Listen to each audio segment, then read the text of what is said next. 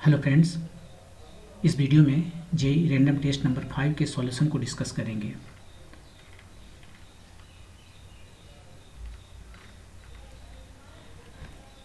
इस टेस्ट का पहला क्वेश्चन है,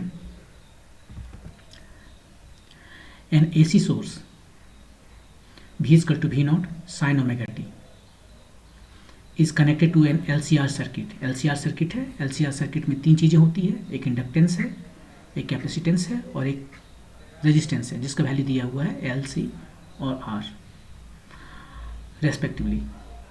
इसमें ये नहीं लिखा कि सीरीज है या पैरेलल में है, इसको हम सीरीज में मान लेते हैं। हम सीरीज लिखना चाह रहे होंगे, भूल गए। ये तीनों जो है सो सीरीज में ये एसी सोर्स के साथ में कनेक्टेड है। मतलब कहने का ऐसे है, ये R हो गया, ये L हो गया और ये C हो गया,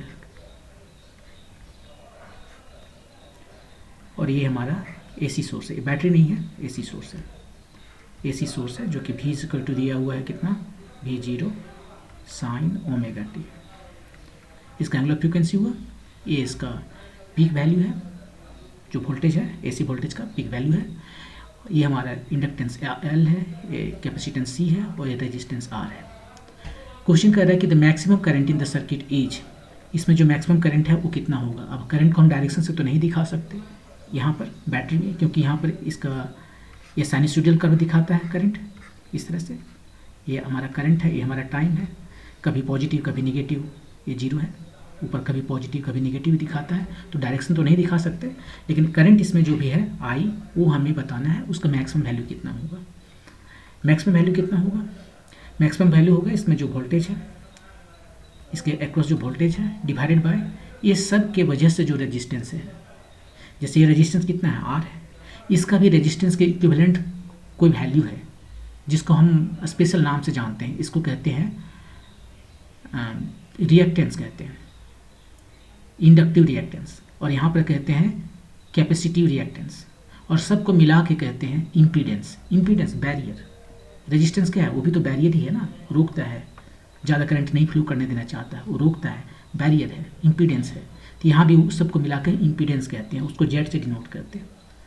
और ये जेड कितना होता है, ये जेड होता है, देखिए जेड को जानने के लिए यहाँ पर वेक्टर फॉर्म में लाना पड़ेगा तीनों को। आप इसको ऐसे याद रखिए कि हमारा यदि करंट इधर जा रहा है तो रेजिस्टेंस हमारा ये है करंट के डायरेक्शन में, क्योंकि रेजिस्टेंस में और करंट का जो फेज है वो वोल्टेज के साथ में रहता है। जितना इसका वोल्टेज यहाँ पे कितना फेज दिखा रहा है, फेज यहाँ पर जो है सो ओमेगा टी है, तो यहाँ पर जो है फेज इसका भी ओमेगा टी ही होगा करंट का, जो इसमें फ्लो कर रहा है। लेकिन इसमें जो करंट फ्लो कर रहा है वो क्या होता है, वो होता है 90 डिग्री पीछे रहता है इससे, और ये 90 डिग्री आगे रहता है। तब इसको मुझे वेक्टर्स दिखाना पड़ेगा।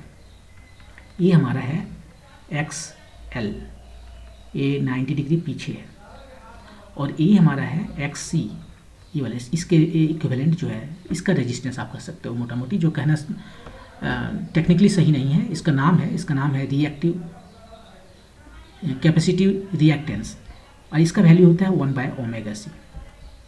ये वेक्टर है, तो इसमें से इसको माइनस करेंगे और माइनस करके कुछ हमारे पास वैल्यू आएगा। ये बड़ा मैंने बना दिया तो लगता है कि भाई जीरो हो गया है, तो इसको छोटा कर देते हैं, इसको छोटा कर दिए, और उसके बाद में इसमें से इसको माइनस किए, और ये हमारा जो है वेक्टर सम हो गया, वेक्टर सम सिंपली।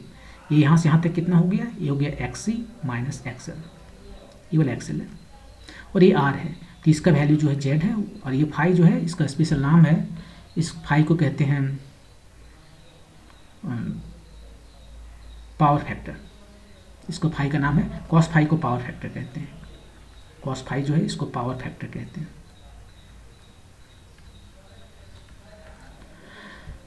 तो ये जेड हमारा यहाँ पर लिखना होगा, तो जेड आप देख सकते हैं पाइथागोरस थ्योरम लगाएंगे, ये कितना है XC माइनस XL, और ये है R, तो दोनों को पाइथागोरस थ्योरम में यूज कर लेंगे। ये हो गया R² plus XC minus XL, इसका स्क्वायर। क्वेश्चन क्या है, क्वेश्चन है कि मैक्सिमम करंट कितना होगा। तो ये I जो है सो मैक्सिमम कितना होगा, मैक्सिमम जो है होने का मतलब है ये मैक्सिमम होना पड़ेगा। V जो है सो मैक्सिमम कितना है, ये V कितना है, सो देख लीजिए। पहले V को लिख सकते हैं V0 sign omega T, next time maximum लिखते हैं। अब यहाँ पर देख लीजिए कि आई जो है वो मैक्सिमम कितना है, इसका मैक्सिमम होने के लिए न्यूमरेटर को मैक्सिमम होना पड़ेगा, इसको मैक्सिमम होना पड़ेगा, ये भी 0 है। साइन ओमेगा टी का मैक्सिमम वैल्यू लिखिए, ये 1 हो गया।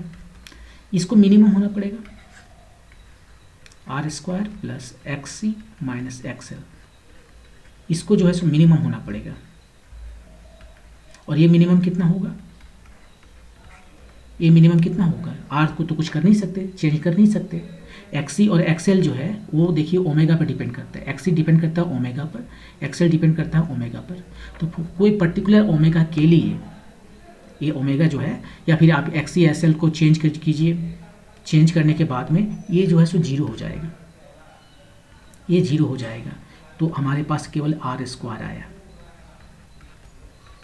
यही इसका मिनिमम वैल्यू है, जेड का मिनिमम वैल्यू है। तो ये करंट का मैक्सिमम वैल्यू हो गया ओमेगा भी स्क्वायर बाय आर। इस कंडीशन को जब ये 0 हो जाता है, जब ये 0 हो जाता है तो उसका एक स्पेशल नाम है, उसको कहते हैं रेजोनेंस। ये 0 हो गया तो यहाँ से आप निकाल सकते हो, दोनों का वैल्यू रख दीजिएगा तो आपके पास आएगा 1 by square root over L C. ये रेजोनेंस फ्रीक्वेंसी हो गया, एंगुलर फ्रीक्वेंसी। तो ये रेजोनेंस का सिचुएशन आ गया है। रेजोनेंस में ही इसमें जो करंट फ्लो करता है वो मैक्सिमम होता है, और वो करंट है वी नॉट बाय आर। ये रेजोनेंस करंट है, यही मैक्सिमम वैल्यू है आपका। तो आंसर आपका हो गया सिंपली ऑप्शन नंबर 1, ये रेजोनेंस करंट है, इससे ज़्यादा नहीं हो सकता और इससे कम भी नहीं होगा। मैक्सिमम करंट जो है सो इस ये वी नॉट बाय आर है, करंट तो इससे कम हो सकता है, वो तो इस तरह से वेरी करता है ना। और मैक्सिमम करंट जो है वो भी डिपेंड करेगा एक्स सी मतलब कि सी और एल पर, लेकिन सी और एल के पर्टिकुलर वैल्यू के लिए जब ये दोनों सेम हो जाएगा तो ये वाला ख़त्म हो जाएगा। एक्स सी और एक्सएल जब दोनों सेम हो जाएगा, यहाँ से देख सकते हैं सी और एल का ऐसा वैल्यू रखिए कि एक्स सी और एक्सएल दोनों सेम हो जाए, तब उस केस में ख़त्म हो गया और वो उस सिचुएशन में हमारे पास जो करंट फ्लो करेगा वो मैक्सिमम होगा। तो मैक्सिमम करंट ये था। ओके, मूव करते हैं नेक्स्ट क्वेश्चन पे। The ratio of de Broglie wavelength of electron and proton. De Broglie wavelength का बात कर रहा है, किसका पहले है, इलेक्ट्रॉन का, और प्रोटॉन का रेशियो हमसे पूछा है कितना होगा। तो डी ब्रोए वेवलेंथ का जो कितना होता है, डी ब्रोए वेवलेंथ किसी भी पार्टिकल का, डी ब्रोए ने कहा था कि किसी भी पार्टिकल का ड्यूअल नेचर होता है। पार्टिकल जो है वो पार्टिकल की तरह भी बिहेव करेगा और वो वेव की तरह भी बिहेव करेगा। जितना भी पार्टिकल है सब, ये सबके साथ वैलिड होता है। तो क्या आप भी पार्टिकल हो और वेव हो, दोनों हो ना? आप भी वेव हो भूत हो गए क्या? तो हाँ, आप भी वेव हो, लेकिन उसका वेवलेंथ कितना है? यदि अपना आप वेवलेंथ निकालोगे तो 0, ऑलमोस्ट 0 आएगा, मैंने वेवलेंथ जो है सो बहुत कम आएगा। इसका मतलब है कि आप पार्टिकल की तरह काम कर रहे हो। जब तक वेवलेंथ कुछ स्पेसिफिक नहीं रहा, जैसे कि रेडियो वेव देखिए, उसका वेवलेंथ बहुत बड़ा होता है, दीवार वाल सब हाथ के चला जाता है। रेडियो वेव जो वॉकी टॉकी में यूज़ करते हैं वो सब दीवार वाल किसी को नहीं रोकता। लेकिन जैसे जैसे आप इसकी एनर्जी बढ़ाएंगे, जैसे कि 5G की बात कर रहे हैं, 5G जो है दीवार से रुक जाता है। क्यों? क्योंकि इसका वेवलेंथ बहुत कम हो गया है, तब वो दीवार वगैरह को उतना अच्छे से पार नहीं कर पाता। एनीवे, तो ये डी ब्रोए जो ने कहा था कि कोई भी पार्टिकल ड्यूअल नेचर शो करता है, वो पार्टिकल भी है और वेव भी है, लेकिन एक टाइम में एक चीज़ है। तो उसका जो वेव है, कोई भी पार्टिकल हम ले लिए हैं, उसका मास है, देखिए इलेक्ट्रॉन है उसका मास है, प्रोटॉन है उसका मास है। हाँ, ये वो पार्टिकल है, जब हम मास इसका कर रहे हैं तो उस वक्त इसको जब हम वेव के रूप में बात करेंगे, डी ब्रोए वेवलेंथ, ये जो है वो कितना होता है, उसने टर्म दिया था कि ये होता है h/p। p जो है मोमेंटम है, उस पार्टिकल का मोमेंटम है। यदि वो वेव के रूप में काम करेगा तो उसका वेवलेंथ यही होगा, जितना ज़्यादा उसका मोमेंट है उतना ही कम उसका वेवलेंथ। और h तो प्लैंक्स कांस्टेंट है, तो कांस्टेंट है। तो यहाँ पर p को, ये मोमेंटा है, इसको हम लिख सकते हैं simply square root over 2m k kinetic energy है, m मास है, ऐसा लिख सकते हैं। हाँ, आप लिख सकते हो ना, देख लीजिए, k को आप लिखते हो ½ mv², ऊपर नीचे m से मल्टीप्लाई कर दो तो ऊपर में हो गया mv का होल स्क्वायर, मतलब मोमेंटम का स्क्वायर बाय 2m। इसका मतलब है p हो गया आपका स्क्वायर रूट ओवर 2mk। तो वही मैंने यहाँ लिख दिया। तो यहाँ पर हम इसका वैल्यू सब्सटीट्यूट करते हैं, और क्वेश्चन में कह दिया है कि इलेक्ट्रॉन और प्रोटॉन दोनों का काइनेटिक एनर्जी सेम है। ये काइनेटिक एनर्जी दोनों का सेम है, मास केवल डिफरेंट है, और मास दिया भी नहीं है उसने। ये आपको पता रखना है। तो यहाँ पर हम वैल्यू रखते हैं lambda E by lambda P. Lambda E कितना है, H by square root over 2m के दोनों का तो सेम है। इसका मास है, इलेक्ट्रॉन के लिए लिखे हैं, इलेक्ट्रॉन का मास हुआ। h बाय ये 2 प्रोटॉन के लिए लिख रहे हैं तो प्रोटॉन का मास, और काइनेटिक एनर्जी प्रोटॉन और इलेक्ट्रॉन दोनों का सेम है, क्वेश्चन में कह दिया है। तो यहाँ से 2kh ये सभी कट गया, कितना बचा, केवल square root over mass of proton by mass of electron. अब आपको ये पता होना चाहिए कि मास ऑफ प्रोटॉन जो है वो ज़्यादा होता है इलेक्ट्रॉन से, राइट। कितना ज़्यादा होता है, ऑलमोस्ट 2000। ये रेशियो जो है प्रोटॉन के मास का इसके साथ में ऑलमोस्ट 2000, वो जो है सो एक्चुअली ऑलमोस्ट बहुत क्लोज में 1840 होता है। अब इसका स्क्वायर रूट आपको निकालना है, देख लेना है कौन सा सही है। यहाँ पर ये स्क्वायर रूट 1840 है, तो आप यहीं से देख के कर सकते हो कि ये सभी तो दोनों नहीं होगा। आपको उतना कैलकुलेशन भी नहीं करना है। देखिए ये नहीं होगा, ये नहीं होगा, ये भी नहीं होगा, क्योंकि हम 1:43 है। यहाँ ऊपर वाला ही न्यूमरेटर ही ज़्यादा बड़ा है, यही 43 के करीबन आ रहा है, क्योंकि 40 का स्क्वायर जो है सो 1600 आ गया। 43 का स्क्वायर जो है इसके करीबन आ जाएगा। ये 43 है, आप निकाल कर देख सकते हो, लेकिन निकालने की ज़रूरत नहीं है। यहाँ पर जिस तरह से ऑप्शन दिया हुआ है यही सही है। तो इस तरह से आपका ऑप्शन हो गया, ऑप्शन नंबर 4 ए वाला। यहाँ पर आपको क्वेश्चन को बदल सकता है, वो इलेक्ट्रॉन प्रोटॉन की बात ना करके इलेक्ट्रॉन और अल्फा पार्टिकल की बात कर सकता है, प्रोटॉन और अल्फा पार्टिकल की बात कर सकता है, या तीनों को ले सकता है, बोल तीनों का रेशियो बता दो भाई। उसमें ये भी कह सकता है कि इलेक्ट्रॉन और प्रोटॉन वो दोनों अलग अलग मूव कर रहे हैं और उसका जो काइनेटिक एनर्जी है डिफरेंट है। मैं कह सकता है कि प्रोटॉन का काइनेटिक एनर्जी इलेक्ट्रॉन के काइनेटिक एनर्जी से अलग है, डबल है। तो ये K1 K2 के वैल्यू भी रख सकते हैं, मास है भी डिफरेंट है, काइनेटिक एनर्जी भी डिफरेंट है, और तब उसका रेशियो क्या आएगा डी बाय वेवलेंथ का। आप इस फार्मूला को यूज करके अपना वेवलेंथ भी निकाल सकते हैं। आपका अपना वेट जो है रख लीजिए और आप मूव कीजिए किसी स्पीड से, रख दीजिए 5 मीटर पर सेकंड, 2 मीटर पर सेकंड की स्पीड से मूव कीजिए, तो आपको काइनेटिक एनर्जी मिल जाएगा। अपना मास रख दीजिए और आप निकाल के देखिएगा कि कितना छोटा ये आता है वेवलेंथ। एनीवे, मूव करते हैं नेक्स्ट क्वेश्चन पे। An electron jumps from fourth excited state to second excited state में जंप कर गया। फोर्थ एक्साइटेड स्टेट का n वैल्यू कितना होगा, फोर्थ एक्साइटेड स्टेट के लिए n का वैल्यू होगा 5। वो ऐसे चलता है ना, n इक्वल टू 1, ये है ग्राउंड स्टेट, इसको ग्राउंड स्टेट कहते हैं। n इक्वल टू 0 नहीं होता है, n इक्वल टू 1 होता है। n इक्वल टू 2, ये हो गया first excited state. Electron ground state में रहता है हमेशा, लेकिन यदि उसे एनर्जी दे दीजिए तो वो खुश हो जाता है, बहुत खुश हो गया और वो उछलने लगता है, वो एक्साइटेड हो गया। और उसके बाद में ये जो न्यूक्लियस है, ये पहला है ग्राउंड स्टेट, इसी में इलेक्ट्रॉन रहता है n इक्वल टू 1 में, और वो जो है सो उसके बाद जंप कर जाता है इसमें। इतना खुश हो गया एनर्जी मिलने पर कि वो जंप करके ऊपर चला गया। यहाँ पर ये फर्स्ट एक्साइटेड स्टेट हो गया। ये n equal to 1, n equal to 2 और n equal to 3 second excited state, ऐसे ही सबका नाम है। अब आप कह सकते हो कि भाई क्या हर एक एटम में ऐसा ज़रूरी है क्या कि इलेक्ट्रॉन यहीं पर रहेगा, इधर भी तो रह सकता है। जैसे कार्बन में देखिए, और भी चीज़ों में, सोडियम में देखिए, 2 तो फुल है, एक इलेक्ट्रॉन यहाँ है, तो ये सब कहाँ चला गया। तो आपको मैं बता दूँ, ये बोस थ्योरी पर आपका क्वेश्चन है। अब बोस थ्योरी वैलिड तभी है जब इसके पास केवल एक इलेक्ट्रॉन है, मतलब ये हाइड्रोजन के लिए तो सही का काम करता है, हीलियम के लिए काम कराना हो तो एक इलेक्ट्रॉन भगाना पड़ेगा। हीलियम के पास 2 इलेक्ट्रॉन है, एक को भगाना पड़ेगा। देखिए यहाँ पर प्लस चार्ज आ गया क्योंकि एक इलेक्ट्रॉन भगा दिया। लिथियम के लिए काम करना है तो 2 इलेक्ट्रॉन भगाना होगा, और ऐसे ही यदि सोडियम के लिए काम करना है तो 10 इलेक्ट्रॉन भगाना होगा। 11 है ना इलेक्ट्रॉन्स के पास, 10 भगाना पड़ेगा। यहाँ कितना चार्ज है, कितना प्रोटॉन है, उससे मतलब नहीं है, वो उसको हैंडल कर लेगा। लेकिन किसको हैंडल नहीं कर पाता है, वो हैंडल नहीं कर पाता है इसके पास में यदि एक से ज़्यादा इलेक्ट्रॉन हो। तो बोस थ्योरी इसी के लिए वैलिड है। तो रियल जो एटम है उसके लिए बोस थ्योरी वैलिड नहीं होता, बहुत ही सिंपल चीज़ों के लिए बोस थ्योरी वैलिड होता है। लेकिन स्टार्टिंग ऐसे ही होता है, सिंपल चीज़ों से स्टार्टिंग होता है। एनीवे, क्वेश्चन पर वापस आते हैं। फोर्थ एक्साइटेड स्टेट का मतलब हुआ n equal to 5। Second excited state का मतलब क्या हुआ, ये जो सेकेंड एक्साइटेड स्टेट है इसका मतलब हुआ n इक्वल टू 3।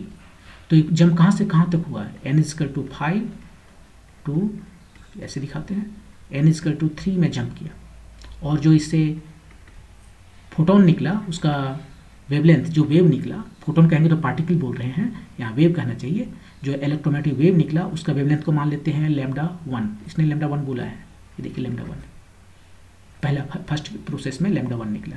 और सेकेंड प्रोसेस में ये जंप कर रहा है, सेकेंड के बाद में यहाँ से जंप कर गया ग्राउंड स्टेट में, ग्राउंड स्टेट मतलब n=1 में जंप कर गया।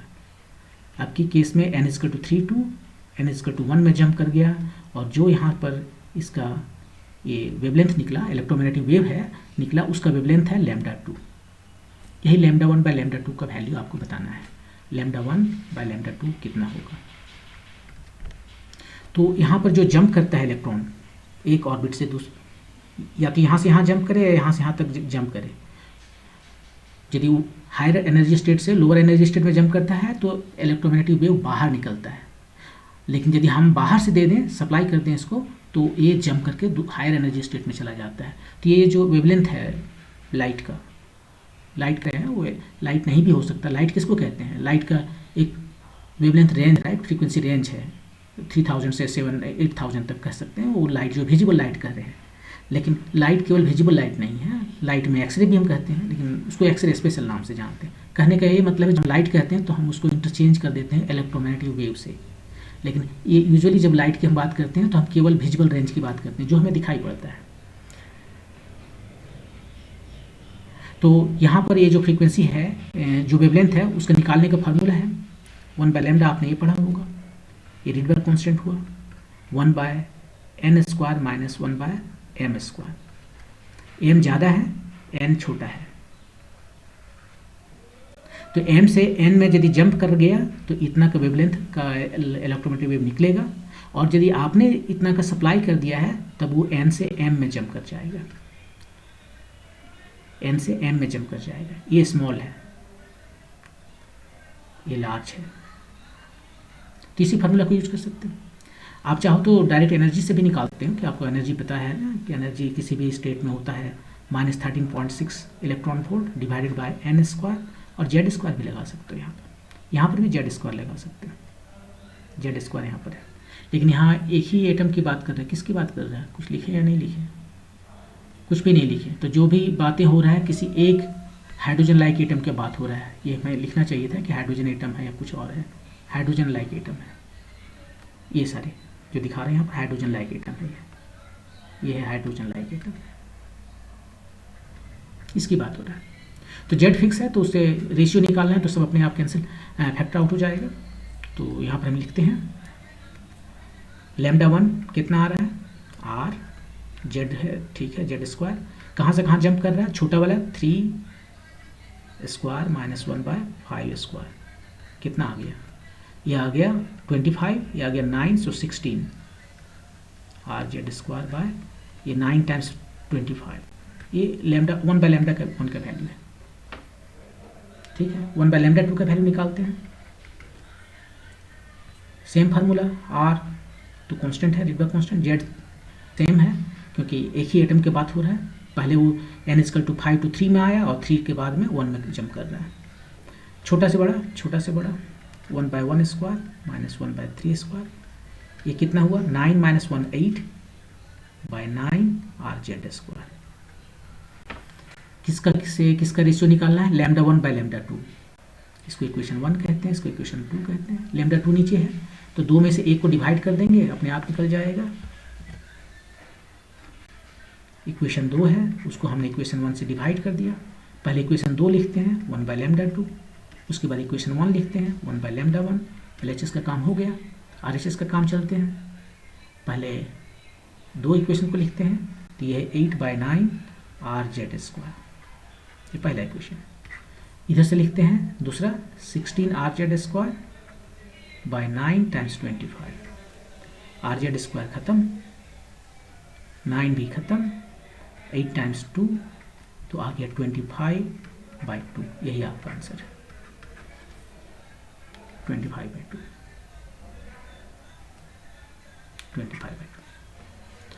तो ये तो आसान क्वेश्चन है, जस्ट आपको फार्मूला याद रखना है।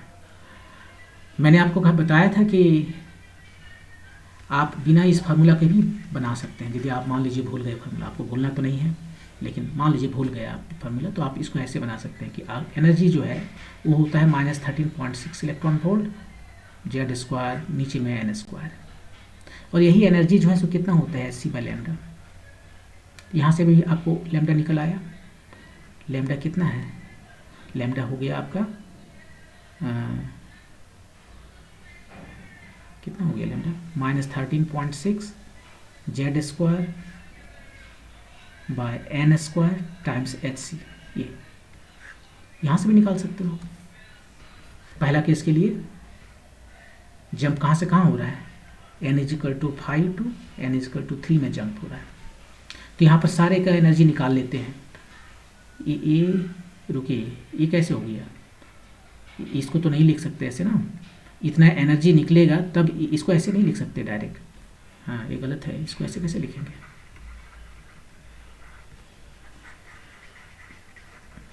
यहाँ पर जो एनर्जी निकल रहा है उसका n = 5 टू n = 3 जा रहे हैं, तो जो एनर्जी बाहर निकल रहा है वो कितना निकल रहा है, E5 - E3, और E5 - E3 इस फॉर्मूला से निकाल लीजिए, -13.6 Z square by N square, एक जगह 5 स्क्वायर हो गया, minus minus plus 13.6 Z square by 3 square, आपने यहाँ से निकाल लिया 13.6 जेड स्क्वायर, ये हो गया 1/9 - 1/25, सो 1/9 माइनस 1/25, ये है बिल्कुल वही आ रहा है सब कुछ, 16/9 टाइम्स 25, और ये जो एनर्जी है डिफरेंस हुआ वही इलेक्ट्रोमैग्नेटिक वेव के रूप में निकला, और ये हो गया एनर्जी इलेक्ट्रोमैग्नेटिक वेव का, और इलेक्ट्रोमैग्नेटिक वेव का एनर्जी होता है एच सी बाई लैम्डा, इस केस में लैम्डा 1, ये आपका लैम्डा 1 आ गया।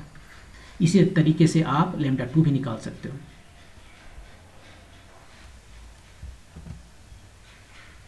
इसी तरह से आप लैम्डा 2 निकाल सकते हो, जब वो जंप कर रहा है n = 3 टू n = 1 पर, तब जो एनर्जी निकल रहा है वो एक्सेस एनर्जी निकल रहा है 3 से 1 में, 1 में एनर्जी कम है, 3 में ज़्यादा है। जैसे जैसे हम n बढ़ाते हैं वैसे वैसे एनर्जी बढ़ के और लास्ट में इन्फिनिटी पर वो 0 हो जाता है, और E1 पर माइनस में एनर्जी रहता है -13.6 इलेक्ट्रॉन वोल्ट। तो यहाँ पर वैल्यू रखते हैं, E3 का जो है सो -13.6 Z square by N square 3 square minus minus plus 13.6 Z square by 1 square, तो ये कितना आ गया 13.6 बाय, ये हो गया जेड स्क्वायर, 1 - 1/9, सो 8/9, और यही है एच सी बाई लैम्डा 2। ये एनर्जी में जो डिफरेंस है वो लाइट के रूप में निकलेगा, इलेक्ट्रोमैग्नेटिक वेव के रूप में निकलेगा, और उस इलेक्ट्रोमैग्नेटिक वेव का एनर्जी होता है H C by lambda, C speed of light in vacuum. तो यहाँ से दोनों इक्वेशन से आप डिवाइड कीजिएगा तो वही आएगा आपको। ओके, मूव करते हैं नेक्स्ट क्वेश्चन पे। 4 point charges Q are fixed on the corners of a square soap film, ये सोप फिल्म है और इसके चारों कॉर्नर पे स्मॉल q चार्जेस हैं, सभी प्लस में सेम चार्ज है, सेम पोलरिटी का चार्ज है। The surface tension of the soap is gamma, ये सोप है तो सोप का जो सरफेस टेंशन होता है, पानी का भी सरफेस टेंशन होता है, किसी का कम किसी का ज़्यादा, तो सोप का जो सरफेस टेंशन है गामा दिया हुआ है। The side of the square A is given by, A का जो इस स्क्वायर का जो साइड है ए, उसको दिया हुआ है इन टर्म्स ऑफ क्यू और गामा। यहाँ पे 1/n लिखा हुआ है, n का वैल्यू आपसे पूछ रहा है, वो रखिए कांस्टेंट है, n का वैल्यू कितना होगा वो बताना होगा। तो इसको दो तरीके से बना सकते हैं, और मैं प्रेफर करता हूँ पहला तरीका जो आपको बताने जा रहा हूँ, वो तरीका मैं ज़्यादा प्रेफर करता हूँ। आप देखिए, मैं आपको दोनों तरीका बता देता हूँ, फिर आपको जो पसंद आए आप उससे बनाइए। तो पहले तरीका यहाँ पर ये है कि हम एनर्जी तरीका से बनाएंगे, एनर्जी को यूज करेंगे। हम क्या करते हैं, हम इसका जो है सो एनर्जी निकाल लेते हैं, पोटेंशियल एनर्जी, ये पोटेंशियल एनर्जी है, इसके पास जो एनर्जी है वो निकाल लेते हैं। देखिए चार पार्ट, यहाँ पर दो तरह की एनर्जी है, एक है इलेक्ट्रोस्टैटिक एनर्जी, और दूसरा है सरफेस एनर्जी, ये सरफेस एनर्जी है। इलेक्ट्रोस्टैटिक एनर्जी आया है चार्जेस की वजह से, और सरफेस एनर्जी आया है क्योंकि यहाँ पर सरफेस है और सरफेस के पास टेंशन है, तो सरफेस टेंशन की वजह से एनर्जी आता है, और वो होता है surface tension times surface area. तो ये तो काफ़ी आसान है, इसको तुरंत निकाल लेते हैं। इसको दूसरी सरफेस टेंशन गामा, और एरिया कितना है ए स्क्वायर, लेकिन यहाँ पर दो सरफेस है, आप ध्यान से देखिए, एक ऊपर में एक नीचे में, क्योंकि ये थिन फिल्म जैसा है, थिन फिल्म है तो इसके पास दो एरिया हो गया ना, एक ऊपर में एक नीचे में, तो 2 से मल्टीप्लाई कर देते हैं, इतना जो है उसको 2 से मल्टीप्लाई करना पड़ेगा। तो ये सरफेस एरिया हमें पता चल गया। अब हमें पता करना है इलेक्ट्रोस्टैटिक एनर्जी, तो उसको निकालने के लिए क्या करेंगे, उसको निकालने के लिए हमारा जो सरफेस एनर्जी होता है, यदि इलेक्ट्रोस्टैटिक एनर्जी होता है, वो क्या होता है, वो होता है कि हम 1/4 पाई एप्सिलॉन नॉट, ठीक है। अब उसके बाद में स्टार्ट करते हैं इस क्यू का इस क्यू के साथ में, क्यू कहने का ये मतलब है Q I Q J by, ये दोनों के बीच का जो डिस्टेंस है आर आई जे, ऐसे लिखते हैं, सम ओवर आई ग्रेटर देन जे, ऐसा इसलिए लिख रहे हैं क्योंकि हमें डबल काउंटिंग नहीं करना है, और नहीं तो डबल काउंटिंग करेंगे तो उसको डिवाइड करना पड़ेगा, और यहाँ पर मुझे लगता है डबल काउंटिंग करके उसको डिवाइड कर देते हैं, वो बेहतर है, तो इसको ऐसे लिख सकते हैं, सब आई जे ले लेंगे, केवल आई और जे दोनों को सेम नहीं रखेंगे, नहीं तो यहाँ पर हो जाएगा क्यू आई, यहाँ आर आई आई, ये वैल्यू 0 हो जाएगा और सब कुछ गड़बड़ हो जाएगा। तो आई को जे नहीं है तो यहाँ पर सब वैल्यू ले लेंगे, जैसे कि यहाँ से इसको 1 कहते हैं, इसको 2 कहते हैं, इसको 3 कहते हैं, इसको 4 कहते हैं, इसको हम कोई कैपिटल के कह देते हैं, ठीक है, कैपिटल के।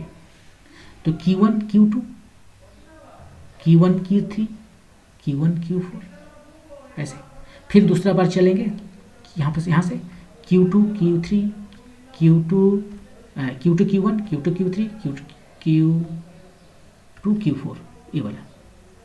यहाँ पे देखिए डबल काउंटिंग हो गया ना, पहले हम बोले थे Q1 Q2, अब यहाँ पर बोल रहे हैं Q2 Q1, तो वो तो एक ही पेयर को इंडिकेट कर रहा है ना, ये जो पेयर है 1 और 2 का पेयर, यहाँ से भी जब इसका एनर्जी निकाल रहे हैं, इसका सरफेस एनर्जी निकाल रहे हैं, यहाँ पर लिखते हैं इसका सरफेस एनर्जी, ठीक है, ये के बोल रहे हैं 1/4 एप्सिलॉन नॉट का, इसका सब चार्जेस के साथ पेयर बनाते हैं, इसके साथ पेयर बनाइए, क्यू टाइम्स क्यू बाई ए जो डिस्टेंस है ये, इसके साथ हो गया, इसका इसके साथ कीजिए के क्यू टाइम्स क्यू, और अब की जो डिस्टेंस है ये वाला डिस्टेंस कितना है, ये हो जाएगा ए स्क्वायर रूट ओवर 2, ए स्क्वायर रूट ओवर 2, उसके बाद ये दोनों के बीच में के क्यू टाइम्स क्यू डिस्टेंस है ये, एग्जैक्टली सेम सिचुएशन यहाँ भी आएगा, राइट, वही यहाँ भी आएगा, वही यहाँ भी आएगा, तो सब मिला के 4 बार आएगा, लेकिन डबल काउंटिंग हुआ है यहाँ पर, देखिए इसका ये वाला ये पेयर में डबल काउंटिंग,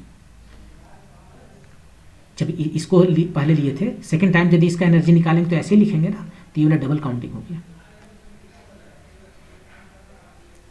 आप ये चाहो तो इसको लिख के देख सकते हो, देखिए डबल काउंटिंग कहाँ आ रहा है, इसका लिख रहे हैं, क्यों ना इसको थोड़ा देर के लिए हम 1 2 कर देते हैं, 1 2 1 3, जबकि सब सेम है 1 4, यहाँ लिखने चले Q2 Q1 ए, Q2 Q3 ए, के Q3 ए Q2 Q4 ए, ये हो गया एनर्जी इस पार्टिकल का, potential energy, electrostatic potential energy जो है सो।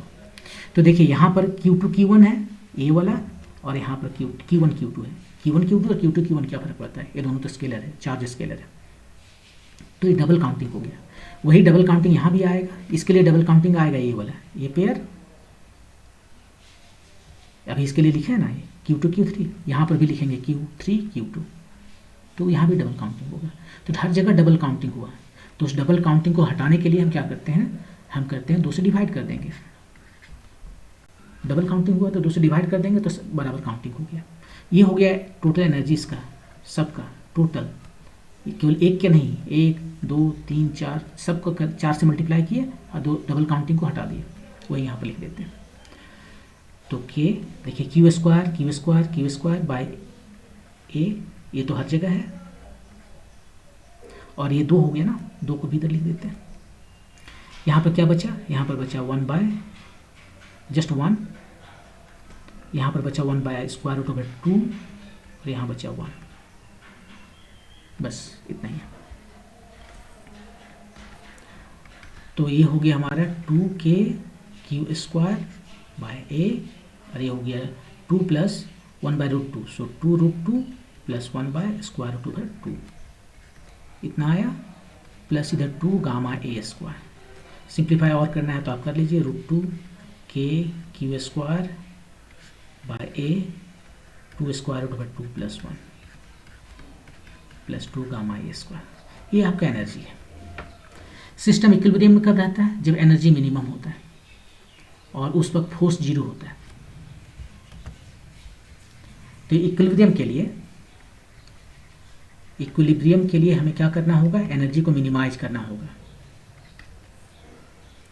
तो एनर्जी को मिनिमाइज कीजिए, डी यू बाय, यहाँ पर वेरिएबल क्या है? क्यू तो फिक्स्ड है, सेम है, ए वेरी करेगा, ये देखिए वेरी कर रहा है और ए का भी वैल्यू दिया है यहाँ पर इसने। एक पर्टिकुलर ए के लिए ये अस्टेबल रहेगा, इक्विलिब्रियम में रहेगा, सब ए के लिए पॉसिबल नहीं है। यदि एक चार्ज जहाँ पर जो फिक्स्ड कर दिया गया है और सरफेस टेंशन फिक्स है, तो एक ही पर्टिकुलर वैल्यू ए के लिए, मतलब इसका जो साइज है स्क्वायर का, वो एक ही वैल्यू के लिए वो स्टेबल रहेगा, किसी भी वैल्यू पर वो नहीं रह पाएगा। तो ये यहाँ पर जो है वेरी कर रहा है, मान लेते हैं कि कभी ज़्यादा था तो वो अपना स्टेबल हो जाएगा किसी पर्टिकुलर ए वैल्यू में जो इक्विलिब्रियम के लिए होना चाहिए उसमें। तो इसको ए के रेस्पेक्ट में डिफ्रेंशिएट किए, कितना आएगा? ए के रेस्पेक्ट में डिफ्रेंशिएट कीजिए, देखिए ये यहाँ पर नीचे है, तो यहाँ पर हो गया आपका ये -1 बाई ए स्क्वायर, और बाकी सारे कांस्टेंट लिख देते हैं, 2 रूट 2 1 स्क्वायर रूट पर 2 ये क्यू स्क्वायर, 1 बाई ए के -1 बाई ए स्क्वायर, माइनस लिखे हुए हैं ए स्क्वायर, और यहाँ पर हो जाएगा 2 to 4 गामा ए। इसको जीरो होना है, इक्विलिब्रियम के लिए इसको जीरो होना है। तो यहाँ से आपका ए का वैल्यू निकल आया, यहाँ से आप ए का वैल्यू निकालिए, ए क्यू आ गया कि कितना आ गया? 2 square root over 2 plus 1 square root 2 K Q square bye 4 gamma, ठीक है, इतना है। तो ए कितना आ गया? इसको अंदर ले जाते हैं, ये 4 plus square root over 2 by 4 K Q square by gamma, और सब का जो है सो पावर 1/3। अब यहाँ से आप कह सकते हैं कि ये सारे कांस्टेंट हैं, के भी कांस्टेंट है, तो उसको स्मॉल के बोल रहा था वो, और इधर लिखा था Q square by gamma two the power 1/3। उसने 1/n लिखा था यहाँ पर अपने क्वेश्चन में, के constant, Q square by gamma two the power 1/n, n का वैल्यू कितना आया? 3, n का वैल्यू आया 3, ये आपका n का वैल्यू आ गया।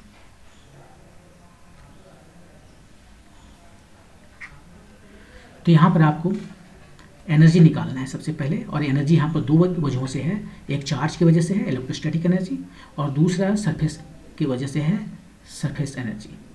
सरफेस एनर्जी में क्या है? सरफेस को मल्टीप्लाई करते हैं सरफेस टेंशन से, यहाँ 2 सरफेस है था उसको 2 से मल्टीप्लाई कर दिए थे, और ये जो है इलेक्ट्रोस्टैटिक एनर्जी सारे पेयर को इंक्लूड करते हैं।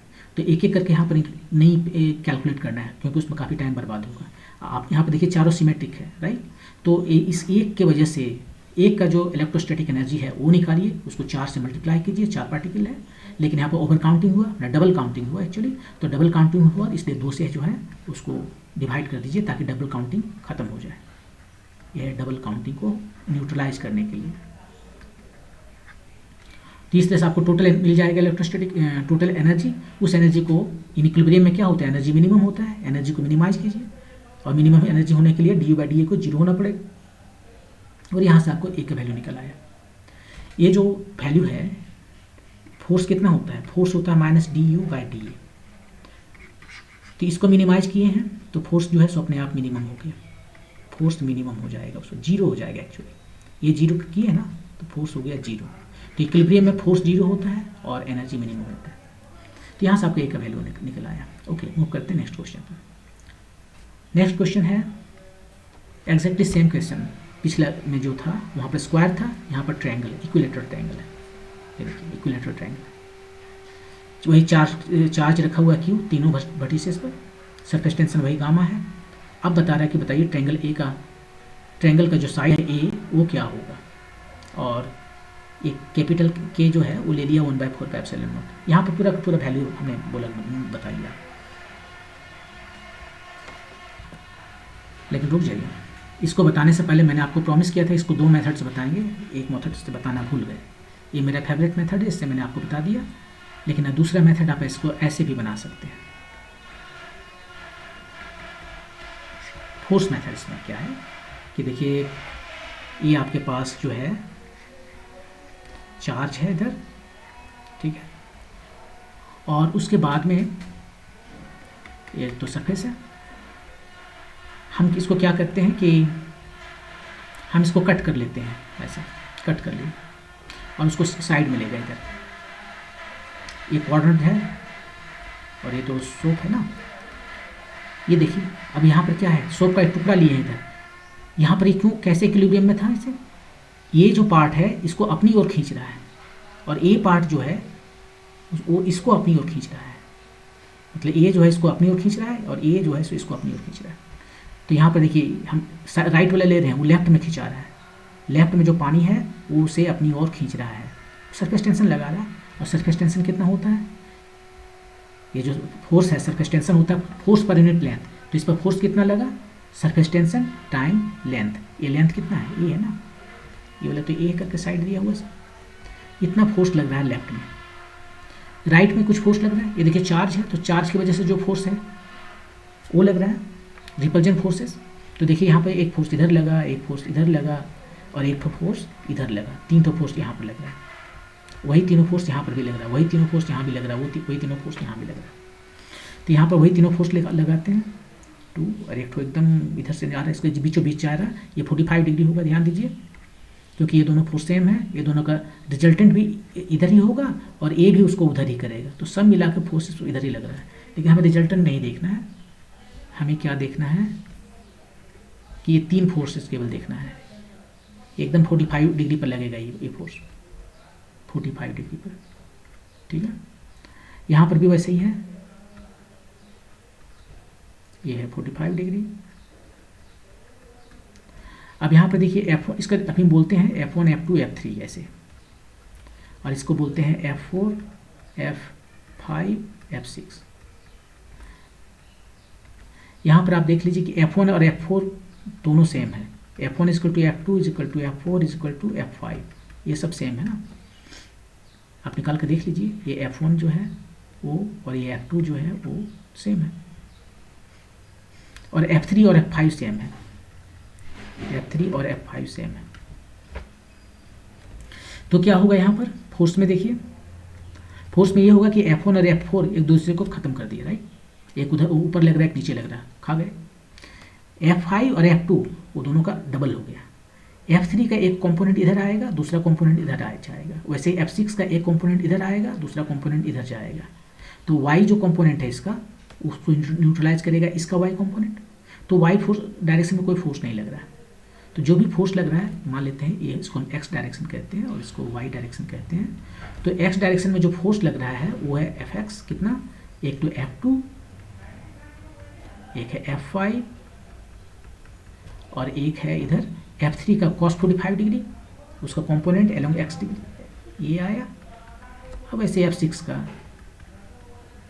cos 45 degree. अब यहाँ पर आपको बता दिया कि F2 और F5 सेम है, F3 और F6 सेम है। तो सब मिला के हम दो लिखते हैं, ये ट्वाइस हो गया। एक F2 लेते हैं और एक F3 cos 45 डिग्री।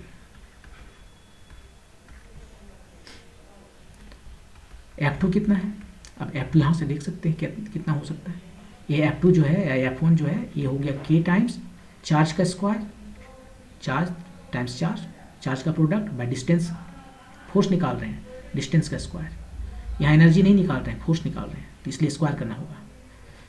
तो आया KQ square by A square. और ये आया F3, यहाँ पर देख लीजिए F3 जो है ये, वो फिर K चार्ज स्क्वायर, चार्ज का product divided by distance square. ये डिस्टेंस है स्क्वायर रूट ओवर 2A, तो 2A स्क्वायर आ गया, उसका हाफ हो गया। KQ square bye 2A square half हो गया। और एक cos 45 डिग्री उसको भी लीजिए, तो हो गया 1 बाय स्क्वायर रूट ओवर 2। ये फोर्स है। थोड़ा सा सिंप्लीफाई कर लेते हैं, 2KQ square by A square बाहर कर लिए, यहाँ 1 बचा और यहाँ क्या बचा, यहाँ बचा 1 बाय 2 स्क्वायर रूट ओवर 2। या फिर आप इसको ऐसे कर सकते हो कि KQ square by A square 2 square root over 2 plus 1 by 2 square root नीचे है, एक 2 कट गया, बस इतना फोर्स लगा। इस फोर्स को कौन बैलेंस कर रहा है, ये तो इक्विलिब्रियम में है, मूव नहीं कर रहा है। इसका मतलब लेफ्ट साइड में जो फोर्स लग रहा है वही राइट साइड का फोर्स है। तो राइट साइड में जो फोर्स लग रहा है वो तो देखा हमने निकाला एफ एक्स, वो जो है उसको ये गामा ए यहाँ डबल गामा ए नहीं करेंगे, डबल सरफेस का बात नहीं करेंगे, यहाँ जस्ट गामा ए कहेंगे। गामा ए जो है उसको बैलेंस कर लिया।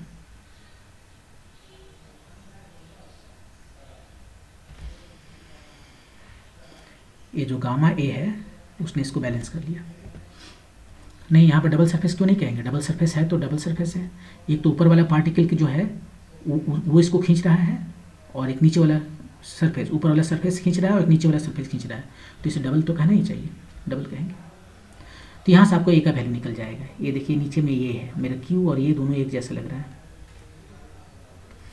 तो ए क्यूब कितना हो गया, ए क्यूब हो गया K Q square by gamma 2 square root over 2 plus 1 by 2 square root over 2। इसको अब ए कितना आ जाएगा, इधर होल का पावर, इसको 2 से मल्टीप्लाई कर देते हैं स्क्वायर रूट ओवर 2 से ऊपर नीचे, तो ये हो गया 4 plus square root over 2 by 4 K Q square by gamma whole का पावर 1/3। यही आपका आंसर है। इतना ही आया था, पहला से भी देख लीजिए। 4 plus square root over 2 by 4, 4 plus square root over 2 by 4 K Q square by gamma, K Q square by gamma whole to the power 1/3। Force method से भी आप करेंगे तो भी उतना ही आएगा, और इस मेथड से करेंगे, एनर्जी मेथड से करेंगे तो भी उतना ही आएगा। तो ये दो मेथड है, आपको जो भी पसंद हो आप उसे बना सकते हैं। लेकिन सेकेंड मेथड में थोड़ा प्रॉब्लम है, अभी इसमें पता चलेगा। तो ये क्वेश्चन जो है सो बिल्कुल पहले क्वेश्चन की तरह ही है, जस्ट शेप चेंज कर दिया गया। वहाँ पर था स्क्वायर, यहाँ हो गया एक इक्विलेटरल ट्रायंगल, और एग्जैक्टली सेम क्वेश्चन है। तो फिर इसको हम पहले मेथड से बनाते हैं। पहले मेथड से बनाते हैं, मेथड 1 एनर्जी से। एनर्जी निकालते हैं इसका। सबसे पहले एनर्जी, दो तरह की एनर्जी है, इलेक्ट्रोस्टैटिक एनर्जी और सरफेस एनर्जी।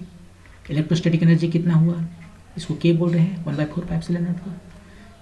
यहाँ पर भी वही करेंगे, एक इसका 2 पेयर बना, 1 पेयर 2 पेयर, इसका भी 2 पेयर बना, 1 2, तो 3 ठो है तो 3 ठो बनेगा पेयर। एक पार्टिकल का निकाल के 3 से मल्टीप्लाई कर रहे हैं, डबल काउंटिंग हुआ, इसलिए 2 से डिवाइड कर दिए, बिल्कुल जैसे पिछला क्वेश्चन बनाए थे वैसे ही। और एक पार्टिकल का एनर्जी कितना है, के, जैसे मान लीजिए ये दोनों पेयर का वजह से ले रहे हैं, के क्यू स्क्वायर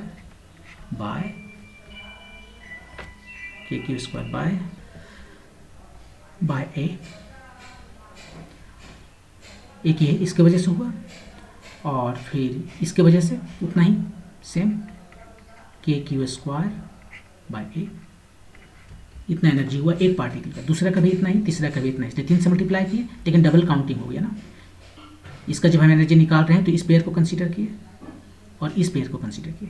इसका एनर्जी निकाल रहे हैं तो इस पेयर जिसको ऑलरेडी कंसीडर कर चुके हैं उसको हम फिर कंसीडर किए हैं, तो डबल काउंटिंग हो रहा है, इसलिए 2 से डिवाइड कर दिए।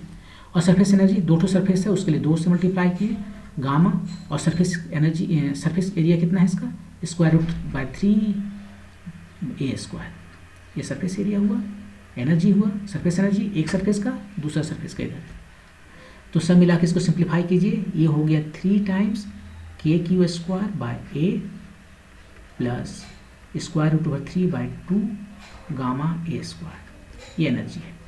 इक्विलिब्रियम के लिए इसको 0 होना पड़ेगा, मिनिमम होना पड़ेगा, यू को जो है सो मिनिमम होना पड़ेगा इक्विलिब्रियम में, तो डी ए 0 हो जाएगा। और ये 0 हो जाएगा तो यहाँ पर इसके डिफ्रेंशिएशन कीजिए, ये आ गया -3 के Q square by A square, और ये हो गया आपका √3 गामा ए। ये 2 जो आया यहाँ से इसके साथ फैक्टर आउट हो गया, इसका 2 0, और यहाँ से आपको आ गया ए क्यू का वैल्यू 3 के क्यू स्क्वायर बाय √3, राइट। तो इस तरह से आपको इसका वैल्यू हो गया, ए का वैल्यू हो गया √3 के क्यू स्क्वायर, और गामा तो लिखना ही भूल गए, इसके पास गामा भी है, होल टू द पावर 1/3। ये एक्सपोनेंट 1/3 आ रहा है, चाहे आप कोई भी चीज़ लीजिए, चाहे आप स्क्वायर लीजिए या इक्विलेटरल ट्रायंगल लीजिए, ये एक्सपोनेंट जो है सो क्यू स्क्वायर बाय गामा का 1/3 ही आ रहा है। तो ये आपका आंसर हो गया, √3 के Q square by gamma, option number 1। तो इस तरह से ये एनर्जी के हिसाब से ये बन गया। अब आपको हम इसको भी फोर्स मेथड से बना के दिखा देते हैं। ये फोर्स मेथड जो है उससे देख लीजिए, और यहीं पर आपको हम बताएंगे कि क्या प्रॉब्लम होता है। मुझे इसमें प्रॉब्लम लग रहा है कि इसको कैसे हैंडल किया जाए फोर्स मेथड से। सो देखिए, अब इस पर क्या है कि एक बार यहाँ बना लेते हैं इसको ट्रायंगल।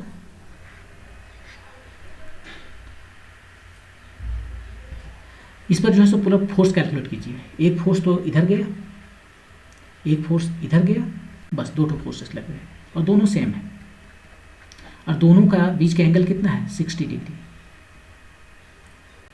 F1 और F2 दोनों ही सेम है और दोनों के बीच का एंगल 60 डिग्री है। तो रिजल्टेंट कितना आएगा? रिजल्टेंट इसके ठीक बीच में जाएगा, एकदम बीच में, क्योंकि ये दोनों सेम है तो उसका रिजल्टेंट बीच में जाएगा। और वैल्यू कितना होगा? वैल्यू जो है इसका रिजल्टेंट का, एफ रिजल्टेंट जो है वो कितना होगा? आप इस फॉर्मूला को यूज कर सकते हैं, F1 square plus F2 square plus 2 times F1 F2 cos दोनों के बीच का एंगल, दोनों के बीच का एंगल। F1 F2 सेम है,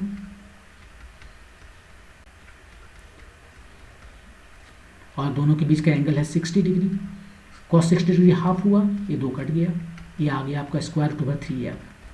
ये जो रिजल्टेंट है वो हो गया स्क्वायर रूट ओवर 3f। अब हम क्या करते हैं, इसका एक पार्ट लेंगे। तो हम ऐसा करते हैं, हम यहाँ बीच वाले से लेते हैं, ये जो बीच है वो लेते हैं।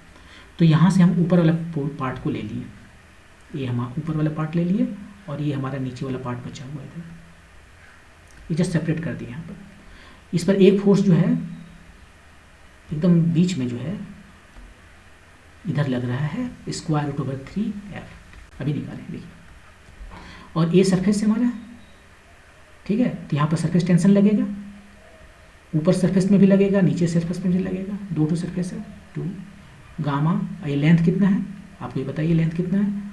आप मिड पॉइंट थ्योरम से निकाल सकते हैं, क्योंकि ये मिड पॉइंट को दोनों को मैच कर रहा है, मिला रहा है, तो ये हो जाएगा इसका हाफ, तो उसका हाफ हो गया। ये ए है, उस ए का हाफ हो गया, तो आपका आया गामा ए। तो इस फोर्स को कौन बैलेंस कर रहा है? ये surface force. Square root over 3f जो है वो हो गया गामा ए, और स्क्वायर रूट ओवर 3f का वैल्यू कितना है? f का वैल्यू ये वाला F1 F2 जो कि निकाला ही नहीं है हमने, ये है यहाँ पर आपका k, जो कि 1/4 पाइप एप्सिलॉन नॉट है, क्वेश्चन में लिखा होगा, देखिए। चार्ज का स्क्वायर, यहाँ पर चार्ज q है q स्क्वायर, और डिस्टेंस स्क्वायर, डिस्टेंस भी a है, इक्विलेटरल ट्रायंगल है a है, तो उसको लिखते हैं, कितना था KQ square by a square equal to gamma A. अब यहाँ से आपको ए निकल आया, ये हो गया square root over 3 KQ square by gamma whole to the power 1/3। Exactly same answer आया। तो इस तरह से भी आप बना सकते हो। प्रॉब्लम यहाँ ये है कि हमें समझ में नहीं आता हम इसको ही क्यों लें, हम तो इसको भी ले सकते थे ना, हम इसको भी ले सकते थे, छोटा वाला ले लेते तो फोर्स तो यहाँ पर वही लग रहा है स्क्वायर रूट ओवर 3 है, लेकिन ये लेंथ कम हो जाने की वजह से अब जो यहाँ पर फोर्स लग रहा है वो जो है सो यहाँ अभी जो फोर्स निकल लगाए थे ना उससे कम हो जाएगा, ये कम हो जाएगा, तब ये ऊपर मूव करने लगेगा। लेकिन यदि हम इसको बोले कि ये भी तो इक्विलिब्रियम में है, ऊपर क्यों मूव करेगा? तो दोनों फोर्स सेम होना चाहिए। तो यहाँ पर दोनों फोर्स सेम कैसे हो सकता है, ये मुझे नहीं पता, नहीं समझ में आता। हाँ, इसलिए लेकिन ये बिल्कुल एग्जैक्टली सेम आंसर देता है। जो आंसर भी आपके पास आया यहाँ पर, ये वही आंसर है जो एनर्जी के फॉर्मूला से निकाले, देखिए। लेकिन ये तभी काम करता है जब आप एकदम बीच में आए। आप ऐसे सोच सकते हैं कि ये आपके पास एक सिमेट्रिक चार्ज ट्रायंगल है, सिमेट्रिक लेते हैं तो ये काम करता है। स्क्वायर में वो प्रॉब्लम नहीं था, स्क्वायर में आप जस्ट ले लीजिए तो काम करता है। इसलिए मेरे हिसाब से एनर्जी वाला में कोई प्रॉब्लम नहीं है, ये बिल्कुल आपको सही आंसर देगा। तो एनर्जी वाला में करने में भले थोड़ा सा कैलकुलेशन ज़्यादा लगता हो, आप कर सकते हो। तो ये था इस तरह का क्वेश्चन जिसमें कि चार्जेस रखे हुए हैं कॉर्नर पर, थिन फिल्म जो सोप का जो फिल्म है वहाँ पर, और वो पूछ रहा है कि ये जो रेगुलर साइज है, जैसे कि यहाँ पर इक्विलेटरल है, पिछले क्वेश्चन में स्क्वायर था, उसका साइड कितना होगा। नेक्स्ट वीडियो में आपको हम बताएंगे कि सेम क्वेश्चन दिया हुआ है, लेकिन तब अब रेगुलर हेक्सागन के लिए दिया हुआ है, वहाँ पर आपको रेगुलर हेक्सागन का साइड बताना है, वहाँ पर भी जो है सो आप इसको निकाल सकते हो दोनों मेथड से। वो नेक्स्ट वीडियो में देखेंगे। इस वीडियो में इतना ही। Thank you.